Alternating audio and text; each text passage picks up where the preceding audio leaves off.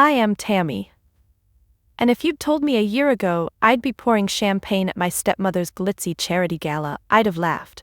Not because it's funny, but because I never thought I'd let Doreen, with her perfectly lacquered nails and viper's smile, drag me this low. I'm a waitress tonight, sure, but that's just the surface. The mask I wear to keep the peace. My real life? It's a secret even Doreen's gossip-hungry radar hasn't sniffed out. I'm married to Calvin, the billionaire who's quietly bankrolling this whole sparkly affair. Nobody knows. Not Doreen, not my step-siblings Vernon and Glenda, who treat me like a smudge on their polished lives. And I'm fine keeping it that way for now. It started with a phone call right as I was wiping down tables at the diner last month. I never imagined my phone would ring at the perfect moment like some movie cue, but there was Calvin's voice, low and steady, saying, "Tammy, it's time to shake things up." My heart did a little flip, not just because I love him, but because he was right. I'd been hiding too long, letting my stepfamily's sneers chip away at me. Before I tell you how that call changed everything, let me know where you're watching from, and hit subscribe. You'll want to see how this ends. I wasn't always this invisible. Growing up, I had dreams bigger than the sprawling estate Doreen married into when she snagged my dad. I wanted to build something.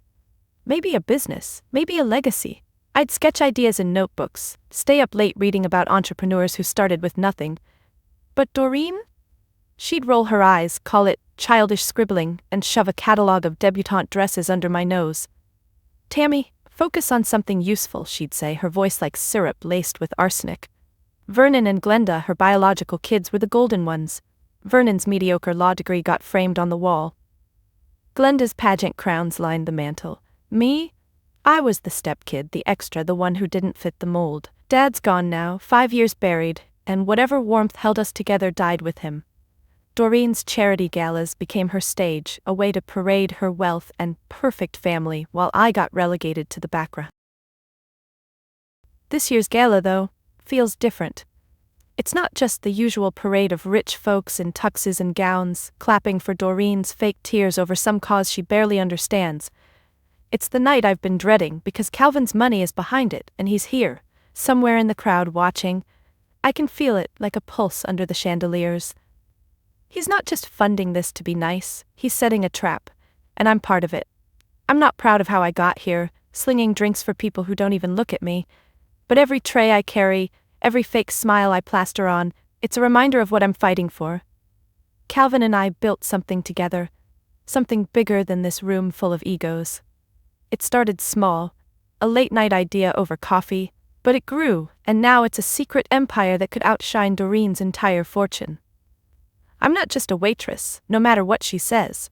I'm a woman with a plan, and tonight, that plan's about to crack wide open. As I weave through the crowd, balancing a tray of flutes, I catch Doreen's eye. She's holding court near the stage, her laugh sharp enough to cut glass. She doesn't know I'm more than her punching bag, more than the stepdaughter she loves to humiliate. But she will. Calvin's out there, and when the moment comes, this whole charade, her gala, her control, her smug little world, it's gonna crumble. I just have to hold on, keep my head down and wait for the signal. My phone's tucked in my apron, silent for now. When it buzzes, it'll be him. And everything changed. I can still picture the dining room table from 10 years ago, polished to a mirror shine, reflecting Doreen's smug face as she toasted Vernon's acceptance to law school. I was 16, clutching a sketchbook full of business ideas, my fingers smudged with pencil lead. I'd just won a regional entrepreneurship contest. A small thing, but to me, it was huge. A plaque with my name, Tammy, etched in gold. I thought maybe, just maybe, Dad would notice. But when I slid the plaque onto the table, Doreen barely glanced at it. "That's nice, dear," she said, her voice flat, before turning to Glenda. "Now Glenda's pageant rehearsal is tomorrow.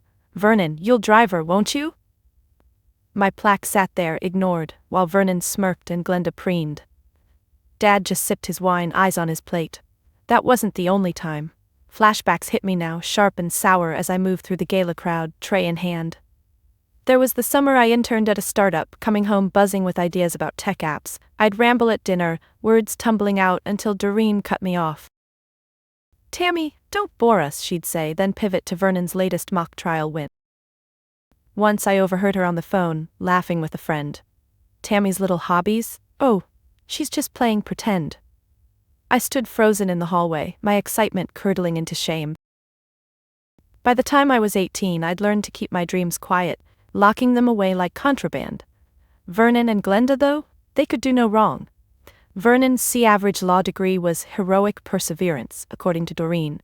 Glenda's third-place pageant ribbons were proof of her star quality. Their successes, no matter how small, got parades. Mine got shrugs. I remember my high school graduation, standing in my cap and gown scanning the crowd for Dad. He was there, but distracted, nodding, as Doreen whispered about Glenda's upcoming beauty queen photoshoot. When I walked across the stage, my name called for academic honors, I saw Vernon check his watch. That stung worse than Doreen's indifference. It wasn't just at home. Doreen's social circle, people like Quentin, who's here tonight, leering at waitresses, lapped up her narrative. At her garden parties, I'd hear whispers, "Tammy's the odd one, isn't she? Not like Vernon or Glenda." I'd smile, pour their tea, and swallow the urge to scream. I wasn't odd, I was driven, just in ways they couldn't see. My sketchbooks filled up, ideas for apps, startups, charities. I'd stay up late, researching, planning, dreaming of a day I'd prove them wrong. But every time I tried to share, Doreen's voice would echo, "Stick to something practical, Tammy." Dad's death was the final blow. He wasn't perfect, but he'd occasionally ask about my projects, his eyes softening. Without him, the house turned colder, Doreen's grip tighter. Vernon and Glenda moved out, chasing their bright futures, while I stayed, working odd jobs to save for college. Doreen loved that. Me as the struggling stepkid, proof of her superiority. She'd introduce me at her events as Tammy, our little helper, her smile daring me to object. I didn't, not then. I was too busy surviving, scraping together a life they couldn't touch. Now, dodging gala guests, I feel those old wounds ache. Quentin's here, tossing me a condescending wink as I pass with my tray. He doesn't know what I've built, what Calvin and I have. Those years of being invisible, of fading in their spotlight, they forged me. Every snub, every eye roll, pushed me to work harder, to hide my light until it was too bright to ignore. Tonight, with Calvin's plans simmering, I'm not that kid clutching a plaque anymore. I'm ready to step out of their shadow. I met Calvin 2 years ago at the diner, a rainy Tuesday when the world felt heavy. I was wiping down counters, my apron stained, when he slid into a booth, ordered black coffee, and started scribbling in a notebook. He wasn't like the usual suits who came through with barking orders. He looked at me, really looked, and asked, "Tammy, what's your story?" I laughed it off, but his eyes, warm and curious, pulled me in. We talked about my sketchbooks, my dreams of building something big, my stepfamily's constant dismissal. He listened, not with pity, but with a spark, like he saw something in me I'd almost forgotten. That was the aha moment. Calvin wasn't just a customer, he was a billionaire, though he didn't flaunt it. Over weeks, our coffee chats turned into late-night brainstorming. He'd sneak into the diner after hours, and we'd map out ideas on napkins, apps, charities, ventures. One night he said, "Tammy, you're not just dreaming, you're building." My heart raced. I'd been so used to Doreen's voice in my head, calling my ideas childish, that I hadn't dared believe in them. But Calvin did, and that changed everything. The struggle was real, though. I was still working double shifts, dodging Doreen's barbs at home, and keeping my growing connection with Calvin secret. We'd meet in quiet corners, a park bench, a library nook, planning what became our biggest project, a foundation to fund underrepresented entrepreneurs. I poured my soul into it, researching, designing, while Calvin handled the money side. Nights blurred into mornings, my eyes burning from laptop screens, my hands shaking from too much coffee.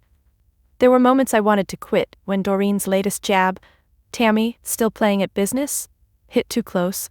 But Calvin's steady voice, his hand squeezing mine, kept me going. Then came the marriage. Not a grand affair, just us, a courthouse, and a promise. We kept it hidden, not because we were ashamed, but because the world, especially Doreen, didn't need to know yet. Calvin was already a ghost in high society, funding things like this gala anonymously, so it was easy to stay under the radar. Our marriage wasn't just love, it was a partnership, a shared empire. The foundation grew, quietly funneling millions into startups, mine included. My app, a platform for connecting mentors with young innovators, took off. I was running it from my tiny apartment, balancing waitressing and CEO duties, while Calvin's resources amplified every move. The gala tonight? It's our foundation's money behind it, funneled through Calvin's anonymous channels. Doreen thinks she's the queen of this event, but she's standing on our stage. I can still feel the rush of that first big win, when my app hit 1 million users and Calvin pulled me into a hug whispering, "You did this, Tammy." It wasn't just the numbers, it was knowing I'd built something real, something Doreen couldn't touch. Every late night, every doubt, every time I hid my work from Vernon's prying eyes or Glenda's gossip, it led to this. Now as I weave through the gala, tray in hand, I carry that secret like armor. Doreen's up there, basking in applause, oblivious that the funds she's flaunting came from me and Calvin. My phone's silent, but I know he's out there, waiting for the right moment. This isn't just about the money or the foundation, it's about proving I'm not the nobody they've always seen. I've built an empire in the shadows, and tonight, those shadows are about to vanish. The morning of the gala, I'm staring at my reflection in the diner's cracked bathroom mirror, my waitress uniform feeling like a costume I can't shed. My app's on the cusp of a massive deal, a partnership with a tech giant that could triple its reach. But my stomach's knotted about tonight. Doreen's charity gala looms like a storm cloud, and I'm dreading the inevitable moment she'll parade me as her humble stepdaughter to the crowd. Calvin's out of town tying up loose ends for the foundation, but he texted me last night, "Stay strong, Tammy, we're rewriting the story tomorrow." His words are a lifeline, but they don't stop the churn of nerves as I tie my apron tighter, bracing for the evening. I've avoided these galas when I could, but this year Doreen insisted. "It's for charity, Tammy," she said, her voice dripping with fake warmth. "You wouldn't want to seem ungrateful." What she really meant was she needed me there to play the role of the lowly waitress, a prop to make her look generous. I agreed, not because I care about her approval, but because Calvin and I have a plan. This gala, funded by our foundation, is the stage for our reveal. I just have to get through the night without cracking under Doreen's gaze or Vernon's smug jabs. The day drags. At the diner, I'm distracted, spilling coffee and fumbling orders. My coworker Marla notices, nudging me. "You okay, Tam? You look like you're about to bolt." I force a smile, not ready to spill about Calvin or the gala. Marla's one of the few who gets me, but even she doesn't know the full story. I mutter something about family drama and keep moving. In my head, I'm replaying last week's call with the tech giant's CEO. "Your app's a game changer, Tammy," he said. "That deal's set to close tomorrow, assuming I survive tonight's gauntlet." By late afternoon, I'm at the venue, a glittering ballroom draped in chandeliers and ego. I'm in my black and white uniform, blending into the staff, while Doreen sweeps through in a sapphire gown, barking orders. She spots me and smirks. "Tammy, do try not to drop anything tonight," she says, loud enough for her friend Quentin to chuckle. I bite my tongue, feeling the weight of every past slight. Vernon's here too, adjusting his cufflinks, already scanning the room for important hands to shake. Glenda's late, probably perfecting her entrance. The air's thick with their self-importance and I'm just trying to breathe. Calvin's absence gnaws at me. He's supposed to arrive later, slipping in unnoticed, but I wish I could see him now, feel his hand on mine. Our marriage, our foundation, our app, it's all riding on this night. I check my phone obsessively, but there's no new message, just his last one, promising a rewrite. I tuck it away as the first guests arrive, their laughter echoing like a warning. I grab a tray of champagne, my hands steady despite the pulse hammering in my throat. This isn't just about surviving Doreen's barbs or Vernon's condescension, it's about holding the line until Calvin's signal. The gala's a chessboard, and I'm a pawn with the queen's secret. Every step I take, every glass I serve, I'm counting down to the moment we flip the board. Doreen thinks she's in control, but she's about to learn the truth. Her spotlight's borrowed, and I'm done standing in the dark. The gala's in full swing, a sea of tuxedos and gowns swirling under the chandeliers, and I'm threading through it with a tray of champagne, my smile as fake as Doreen's charity tears. The air's thick, with perfume and pretense, every laugh a little too loud, every glance a little too sharp. I'm invisible to most guests, just a waitress in black and white, but Doreen's eyes find me like a hawk spotting prey. She's holding court by the stage, her sapphire gown catching the light, and when she beckons me over, my stomach twists. "Tammy, darling," she calls, loud enough to turn heads. "Do bring us some drinks, you're so good at serving." Her smile's a blade, and the group around her, Quentin, some banker named Lyle, and a woman with a laugh like a hyena, chuckles on cue. I set the flutes down, careful not to spill, but Quentin's already leaning in, his cologne choking. "Still slinging drinks, Tammy? Thought you'd have moved up by now." His smirk's practiced, the kind that says he's been Doreen's lapdog for years. I mutter, "Just helping out," and try to slip away, but Doreen's not done. "Oh, don't be shy," she says, her voice dripping honey. "Tammy's our little worker bee, always so industrious." The word lands like a slap and Lyle snorts, adjusting his tie. I feel my cheeks burn, but I keep my head down, tray steady. This is their game. Poke the stepdaughter, watch her squirm. Vernon's next, sidling up with a glass of whiskey, his cufflinks glinting. "Tammy, you look tired," he says, loud enough for Glenda, who's just arrived in a sequined dress, to hear. "Long shift at the diner?" Glenda giggles, tossing her hair. "Oh, Vernon, don't tease. Tammy's doing what she loves, right?" Her eyes meet mine, all false pity, and I want to scream. Instead, I nod, biting the inside of my cheek. They've always done this. Tag team taunts, each one a reminder I don't belong. The guests nearby lap it up, their whispers buzzing like flies. "Doreen's stepdaughter? Such a shame." I retreat to the bar, grabbing another tray, but the barbs keep coming. A woman I don't know, maybe a friend of Glenda's, calls out, "Girl, you missed a spot on my glass," and waves her flute like I'm her personal maid. The room's a gauntlet, every step a test. I catch Doreen watching, her lips curved in satisfaction. This is her night, her stage, and I'm the prop she uses to shine. She thinks I'm broken, that years of her disdain have ground me down. She doesn't know about Calvin, about the foundation, about the app deal waiting in the wings. That secret's my shield, but it's hard to hold on to when every word stings. I'm refilling my tray when Quentin corners me again, his breath sour with wine. "You ever think about getting a real job, Tammy? This." He gestures at my uniform. "It's a bit sad." I force a smile, my voice tight. "I manage."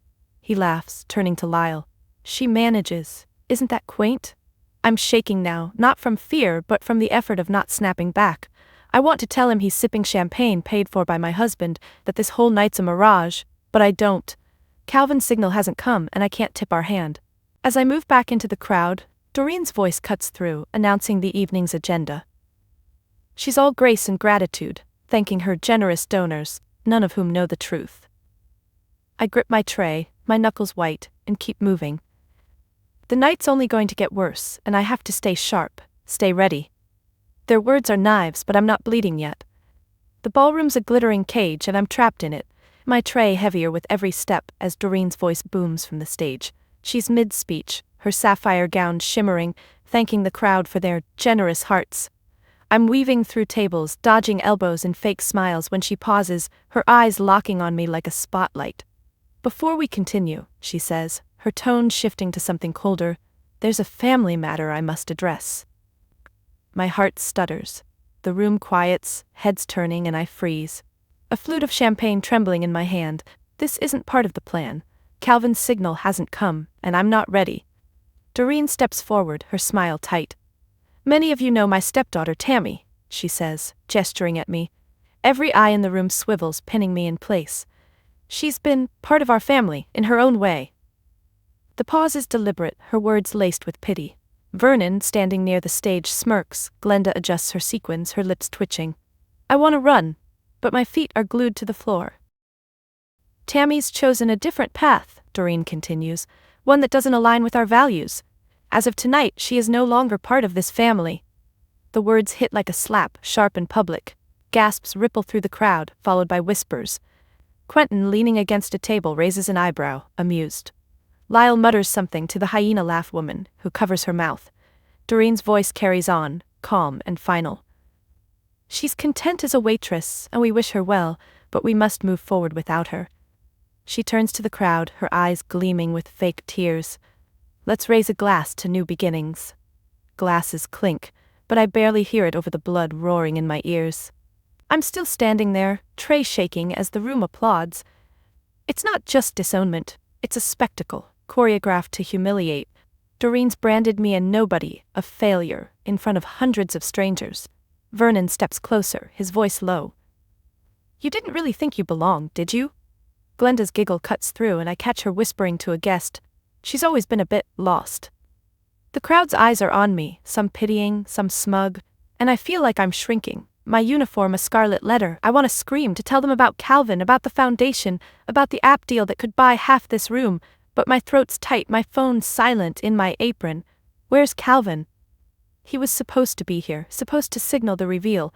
The plan was to turn this night on its head, but now I'm alone, exposed, the stepdaughter cast out for all to see. I force myself to move, setting the tray on a table, my hands numb. A guest brushes past, muttering, "Poor thing," and it takes everything not to bolt for the door. Doreen's back to her speech, basking in the crowd's approval, as if she's just done something noble. I'm fighting tears, not from sadness but from rage. This is her victory lap, her chance to erase me. Years of her barbs, Vernon's jabs, Glenda's giggles, they've all led to this, a public execution of my place in their world. I'm gripping the edge of a table, trying to breathe, when I feel a shift in the room. A murmur starts near the back, heads turning. Someone's moving through the crowd, purposeful, and my phone buzzes faintly in my pocket. It's him. It has to be. The buzz in my pocket snaps me out of the haze, my fingers fumbling to silence the phone as the room's murmur grows louder. Doreen's still on stage, basking in her moment, oblivious to the shift. My eyes dart to the back of the ballroom, where a ripple moves through the crowd, guests parting, heads craning. Then I see him. Calvin, striding forward in a tailored suit, his face calm but his eyes blazing with purpose. He's not hiding anymore, not blending into the shadows like he usually does. My heart leaps, a mix of relief and adrenaline. This is it, the signal, the moment we planned. Doreen's voice falters mid-sentence, her smile twitching as she notices the disturbance. "What's this?" she mutters, but Calvin's already at the foot of the stage, his presence commanding the room. The chandeliers seem to dim compared to the weight of his gaze. He raises a hand and the crowd hushes, every eye on him. "Ladies and gentlemen," he says, his voice steady, "I'm Calvin Holt, the anonymous donor behind tonight's gala." Gasps erupt and Doreen's face freezes. Her champagne flute halfway to her lips. Vernon's smirk vanishes, Glenda grips her clutch, wide-eyed. "I've kept my involvement quiet," Calvin continues, "but there's something you need to know." He turns, his eyes finding mine across the room, and I feel the air shift, like the world's holding its breath. This event, this foundation, it's not just my work, it's hers. He points to me and the crowd turns, their stares pinning me again, but this time it's different. I'm not the disowned waitress anymore.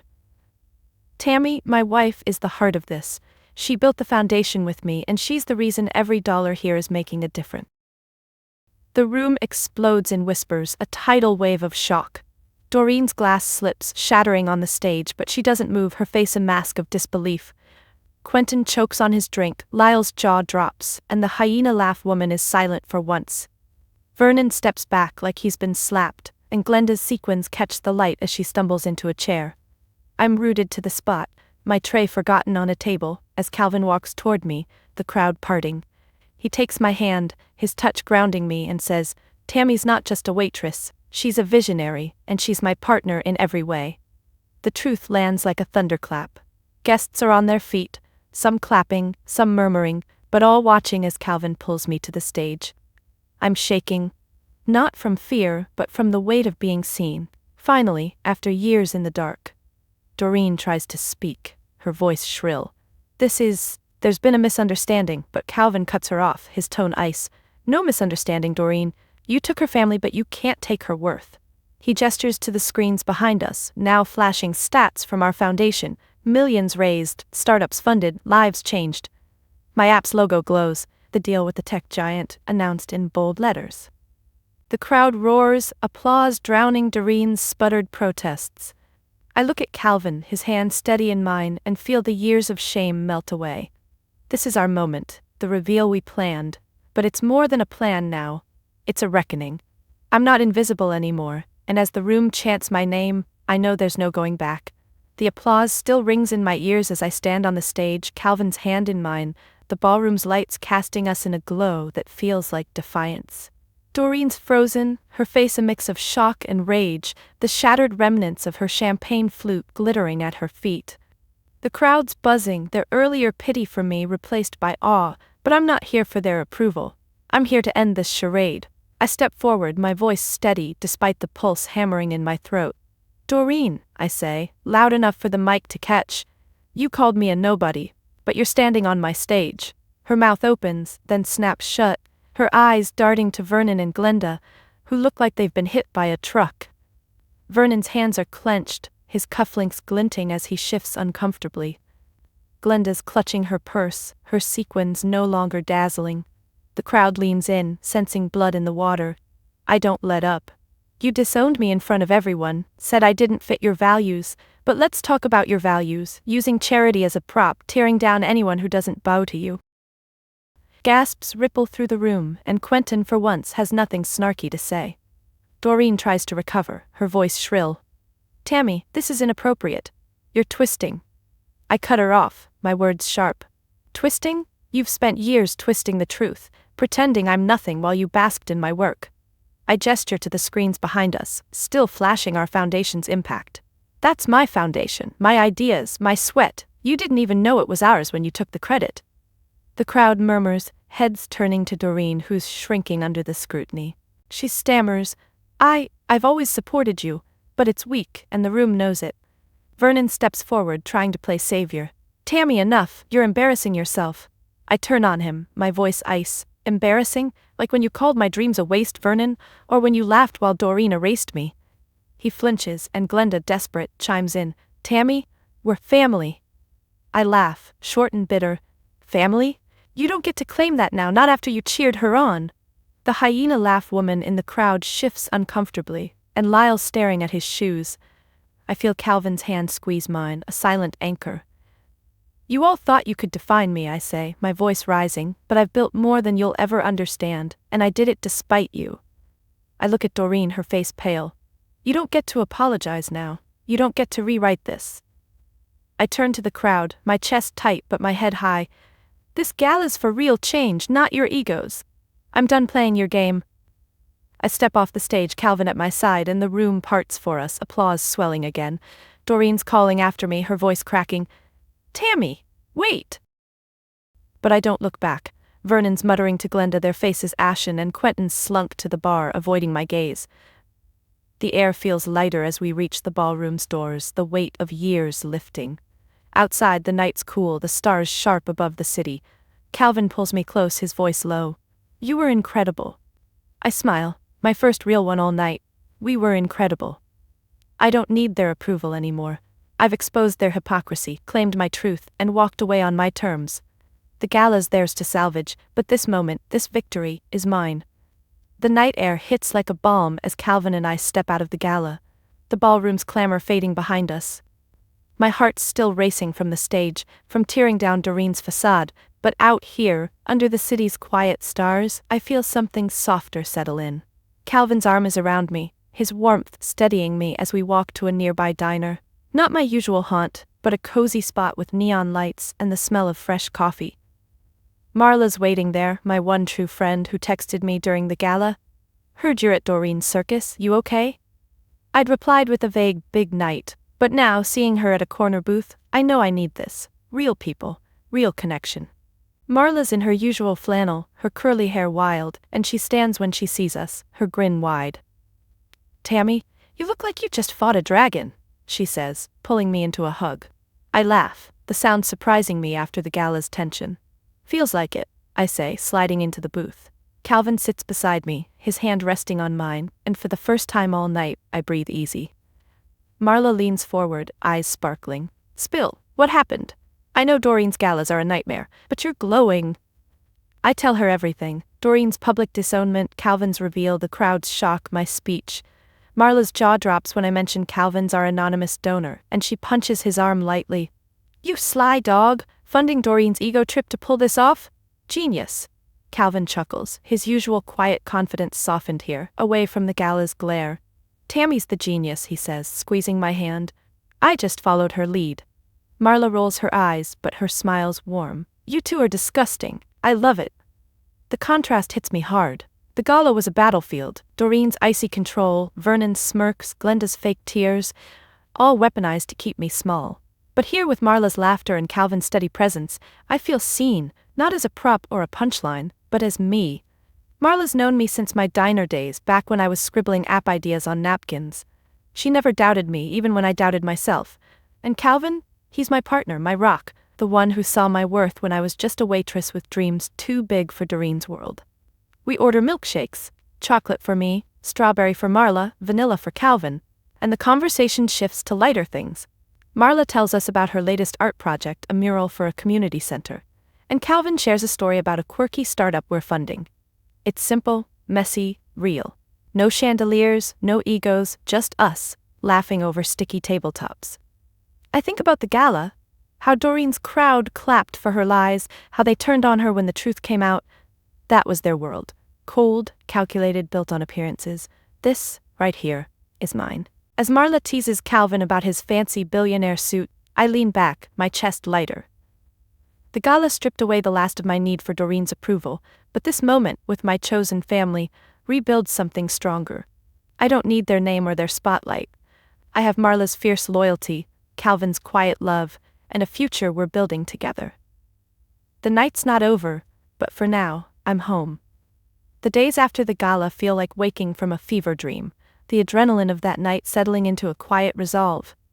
My phone's been buzzing non-stop. Doreen's voicemails, Vernon's texts, even Glenda's half-hearted, "Can we talk?" messages. They're scrambling, trying to claw back into my life now that Calvin's reveal and my apps deal have made headlines. Local waitress turned tech mogul, one article calls me, and I can't help but laugh at how it misses the point. I'm not their redemption arc. I'm done with their game, and I'm building a fortress around my peace. I'm at my apartment, a small but cozy place I've made my own, sorting through the noise. Calvin's with me, sipping coffee at my tiny kitchen table, his calm presence a reminder I'm not alone. "You don't owe them anything," he says when I show him Doreen's latest message, a rambling plea about family unity. I delete it, my fingers steady. "I know," I say, and I mean it. The gala was my line in the sand, Doreen's public stunt, her years of tearing me down. They don't get to cross into this new life. I block her number, then Vernon's, then Glenda's. It's not petty, it's survival. Marla swings by later, bringing takeout and her usual blunt wisdom. "They're circling like vultures," she says, digging into fried rice. "What's your move?" I lean back, thinking about the gala's fallout. The tech deal's signed, my app's user base exploding, and our foundation's getting flooded with partnership requests. But it's not just business, it's personal. "No contact," I say. "They don't get to ride my coattails now." Marla nods, raising her soda can. "To boundaries, then." We clink, and Calvin smiles, his eyes proud.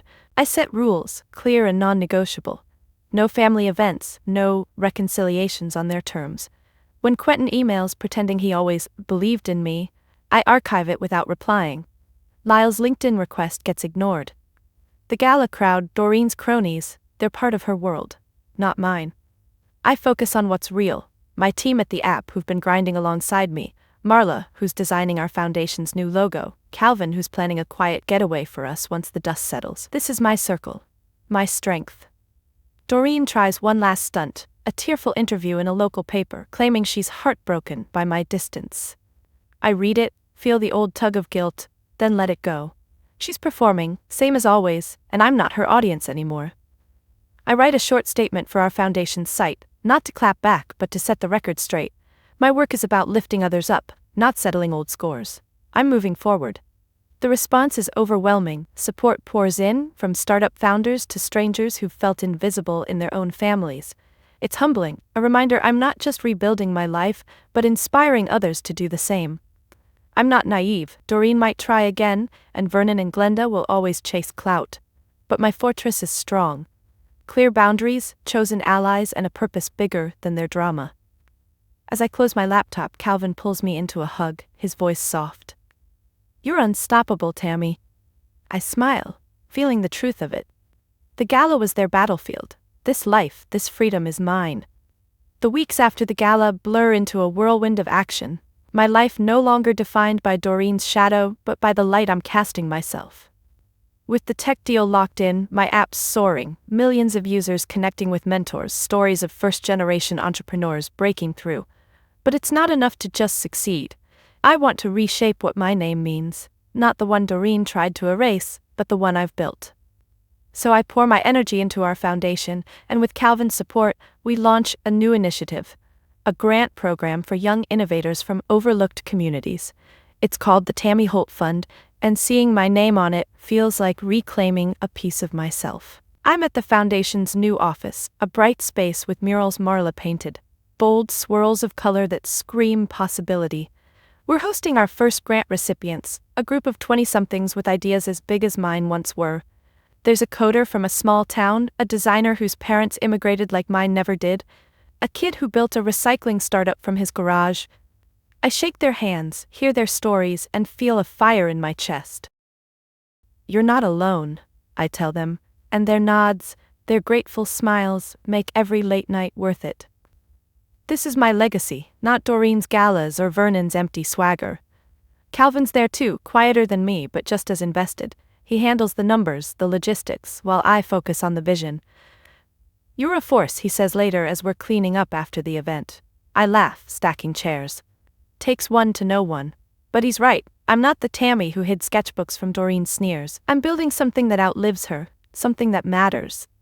The foundation's grants are already funding prototypes, scholarships, even a community center in Marla's neighborhood. Every step feels like rewriting the family name on my terms. The world's starting to notice.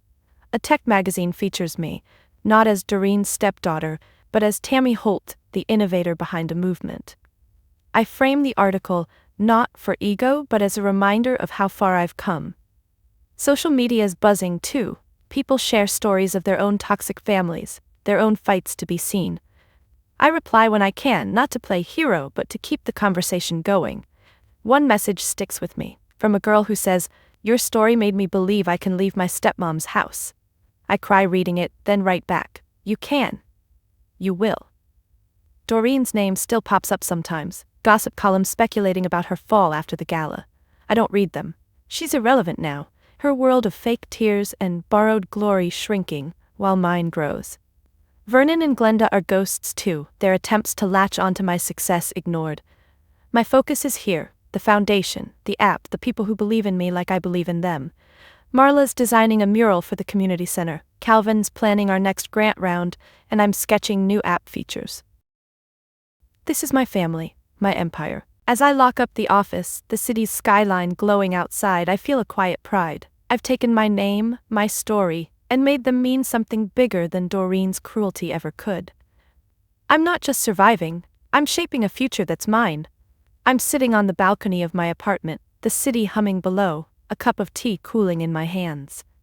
It's been months since the gala, since I walked away from Doreen's world and into my own. The app's thriving, the foundation's grants are changing lives, and Calvin and I are planning a quiet anniversary. Nothing flashy, just us, maybe Marla, a few laughs. But tonight, alone with the stars, I'm reflecting, not on the wins or the headlines, but on something deeper.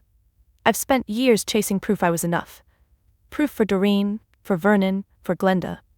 Now, I'm starting to see I don't need it. My worth isn't in their eyes, it's in me. I think back to the girl I was, clutching sketchbooks, hiding dreams from Doreen's scorn. That Tammy felt small, like her ideas were too big for her life. I carried her through every late night, every shift at the diner, every jab from Vernon's smirk. She was there when I met Calvin, when we built the foundation, when I stood on that gala stage and tore down Doreen's lies. She's still here, but she's not fighting anymore. She's at peace, because I've given her what she always needed, belief in herself. The gala feels like a lifetime ago. I don't check for Doreen's name in the news anymore, don't brace for her calls. She's a shadow, fading with every step I take forward. Vernon and Glenda too. They're out there, chasing their hollow version of success, but they don't touch me. My world is Marla's murals, Calvin's quiet support, the emails from grant recipients saying you changed my life. It's the app users who message me, sharing stories of mentors who believed in them. It's the life I've built, not to prove them wrong, but to prove myself right. I sip my tea, the city's lights blurring as my eyes trace the horizon. There's a moment, clear as glass when I realize I'm free. Not just from Doreen's grip, but from the need to measure myself by anyone else's yardstick. I used to think success was making them see me, making them admit I was enough. Now I know it's simpler. It's waking up each day, knowing I'm enough for me. That's the peace I've found. The kind that doesn't flicker when the world shifts. I set the cup down, leaning back in my chair. The stars are bright tonight and I feel like I'm part of them. Small maybe, but burning steady. I'm Tammy Holt, not Doreen's stepdaughter, not the waitress they mocked, but a woman who built an empire from dreams and grit. That's my story, and I'm living it. Not for applause, but for the quiet joy of being whole. Have you ever felt like you had to prove your worth to someone who didn't deserve it? I've been there, and I know how heavy it can feel. My journey was about breaking free from that weight, finding peace in my own value. I'd love to hear your stories. Drop them in the comments below. If my journey resonated with you, please like, subscribe, and share it with someone who needs to hear that it's okay to define success on their own terms. You don't need anyone's permission to shine. Keep building, keep believing, and know that you are enough.